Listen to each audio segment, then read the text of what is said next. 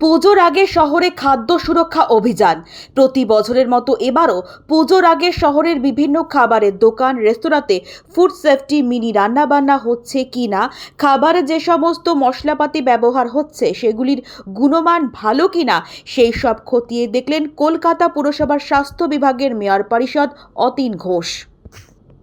As a whole যতগুলো visit করলাম তাতে আমি দেখেছি মোটামুটি সবাই ফুড সেফটি, এই যে আমাদের নিরবিচ্ছিন্ন 2015 থেকে ফুড সেফটি অ্যাক্ট নিয়ে ফুড সেফটি অফিসারদের নেতৃত্বে 16টা জোনে 16টা বড়োতে আমাদের যে 16টা টিম কাজ করছে, তাতে একটা ইমপ্রুভমেন্ট হয়েছে যে ফুড সেফটি স্ট্যান্ডার্ড অথরিটির যে প্রোডাক্টগুলো, মানে তাদের অ্যাপ্রুভাল প্রোডাক্টগুলো সবাই ব্যবহার করছে এবং রাস্তার ফুটপাতের দোকানগুলো ব্যবহার করছে। একটা জিনিস হচ্ছে যে খাবার কতদিন ধরে আপনি ফ্রিজে রাখছেন তার ডেট ট্যাগিং, সেটা একটা দুটো জায়গায় ছাড়া বাকি জায়গায় পাওয়া যায়নি।